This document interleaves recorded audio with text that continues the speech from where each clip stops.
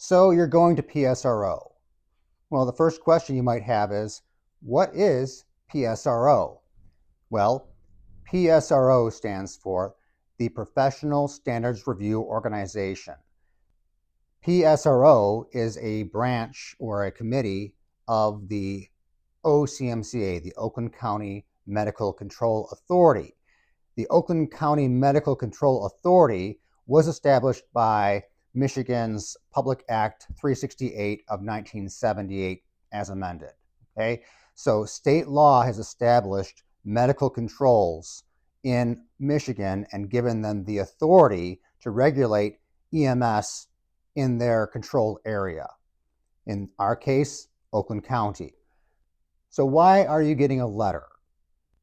Well, PSRO is sending you a letter because they have questions about an incident that was reported to them, possibly by your own EMS agency or by a hospital or perhaps even a concerned citizen. They are sending you this letter because they have to. They're required to investigate any allegations of protocol violations or EMS misbehavior in Oakland County. Are you going to lose your license? Well, that depends, but I'll tell you right now that PSRO cannot take your license. PSRO did not give you your license. The state of Michigan gave you your license. So only the state of Michigan can suspend or revoke a license. What PSRO can do is they can suspend or revoke your privileges to practice as a paramedic or an EMT within Oakland County. They can and have referred cases to the state of Michigan, however. So if your offense is of a severe nature, the OCMCA may refer it up to the state of Michigan, who has the right to take your license or apply other punishment. How worried should you be that you got a letter from PSRO? Well, it depends. When there's an incident reported, then everyone involved in that incident, regardless of the role, has to answer for what happened. OCMCA and PSRO are always going to do a thorough investigation, and they're going to ask everyone to submit their own incident report, even if you already wrote one for your agency. So they want to make sure that there's no other perspectives or stories that could be told.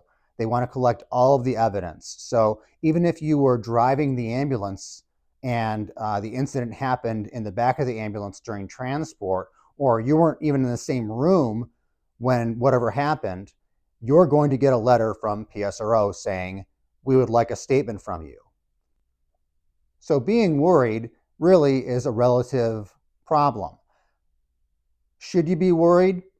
Of course, it's nerve-wracking, right? If you don't answer their questions, they may invite you to appear before the PSRO committee and answer questions. You must recognize, though, that some things are just out of your control, and PSRO is not out to ruin your life, okay? But the first thing that I always tell people when I begin training them is that your reputation is your shield. And if you have never been to PSRO before, this is your first time incident, that is taken into consideration.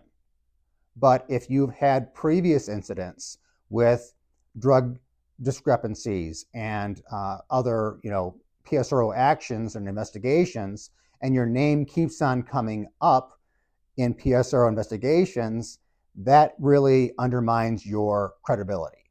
How should you respond to the PSRO requests for information?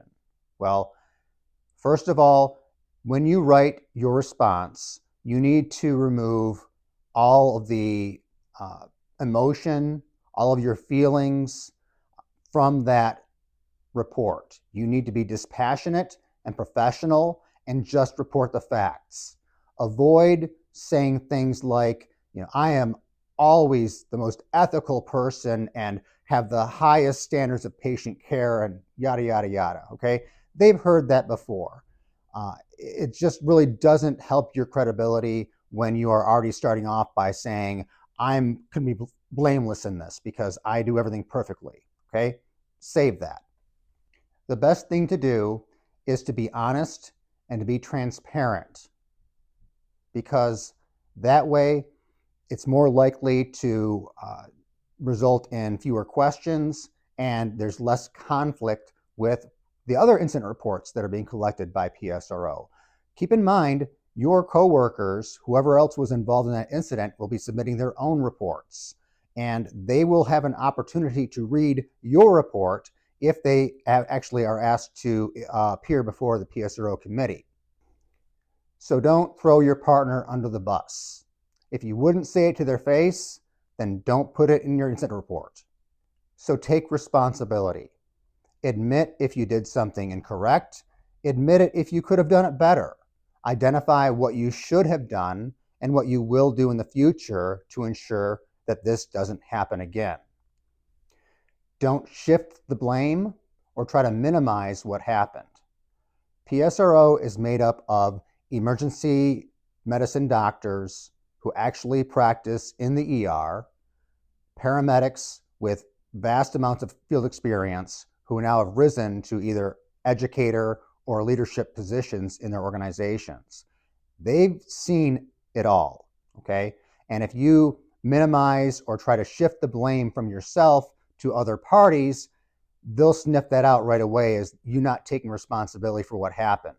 And it's going to result in you making an appearance before PSRO, guaranteed. Try to answer questions to the best of your ability, but don't guess, don't use conjecture, and don't try to assign any kind of motive. Also, remember that PSRO is not necessarily familiar with the procedures of your specific agency. So the way that you may do something or the terminology that you use may be local to your agency, but you may need to expand and explain further in your report to PSRO. Otherwise, they may have further questions. PSRO is confidential. Whatever you tell them, whatever you write in your reports, it's non-discoverable. It cannot be used in a lawsuit to incriminate you. It stays within that room. All of the members of PSRO have signed non-disclosure agreements and cannot discuss your case outside of the PSRO committee members. No one is talking outside of school about you. So another reason that you can be honest and transparent.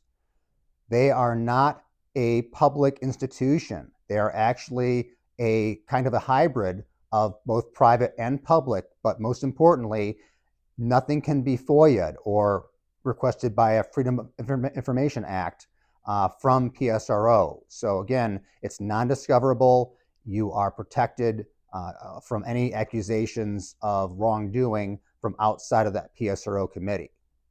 However, if your case is elevated to the state of Michigan due to the severity of the incident, then it may be discoverable because the state of Michigan is a government institution and are subject to FOIA. If you do a good job of explaining what happened and you're transparent, you don't try to minimize or shift the blame, and it's a relatively minor incident and you already identify the correction or corrective behavior necessary, then PSRO may be satisfied and they will consider the case closed. If you don't, they're going to send you a letter saying you're invited to appear before PSRO. If you're invited to appear before the PSRO committee, it's a good idea to go. Nothing makes you more guilty looking than avoiding questions.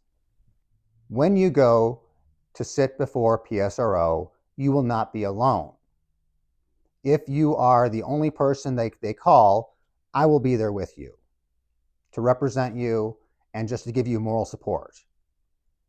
If other parties from your agency were also involved in the incident, you will all sit together in that room before PSRO. So you aren't going to be alone facing these guys. If you happen to have a vacation planned, on the date they send you for the PSRO interview, then understand that it has to be in person. You cannot do this remotely. But if you contact them right away and let them know that you already have a vacation arranged and paid for, they're not going to say you have to cancel your vacation or lose your license or something. They will make an arrangement for you to come in on a different date. So understand that the PSRO committee, it's not the Spanish Inquisition, okay? They're not going to torture a confession out of you, even if you didn't do anything wrong, okay? Their whole objective is to make sure that the residents of Oakland County are protected and you are not a threat or a danger to them. So they're not out to ruin your life or to defame you or make you feel ashamed. What they want to do is get to the heart of the matter and figure out what happened, so then we can determine what do we need to do to make sure this never happens again. That's their whole goal. The members of the PSRO committee understand that the nature of EMS is it's a very stressful environment. We have to make decisions very quickly with often limited information in a very chaotic environment. They get it. They understand that mistakes are made and you shouldn't have to give up your career over a single mistake. So just rest assured that they are very fair and balanced in their approach to applying the rules. So who can you expect to see sitting in that room when you are called to be interviewed by the PSRO committee? Who are these people? You will not find a more sympathetic champion of paramedics and EMTs than Dr. McGraw. He is the medical director for our entire countywide system. He is responsible for our protocols, and when we give medications in the field, you are working under his license. He is a working emergency medicine physician at Henry Ford Southfield, formerly Providence Hospital. Sometimes I think he's too nice, but he is going to be clear when you've made mistakes. Dr. Gedalia Cooper is the chair of the PSRO committee. He operates out of Corwell Troy Hospital. Dr. Cooper is also a genuinely nice person and probably, again, too nice for his role. Dr. Bonnie Kincaid has been the executive director of the OCMCA for as long as I can remember. You will not meet anyone with a more in-depth, soup-to-nuts understanding of EMS systems and regulations. She wears a lot of hats, and I imagine she's seen it all. She is basically the brain of the OCMCA. If Bonnie Kincaid is the brain, that makes John Toit her right arm. John isn't technically on the committee, but he's the conduit that everything flows through. I don't know how John does his job. He's a very busy man. But being a firefighter paramedic for 30 years was probably good training for what he's doing now. Amy Whalen is an administrative assistant and Bonnie's left arm. Like John, she is not a member of PSRO, but is present for all their meetings. The other members change every few years. They are all very experienced field paramedics who have advanced into educator or leadership positions in their agencies. So here's the deal. If you downplay, you minimize, you shift the blame, they're going to sniff it out. This is what they do.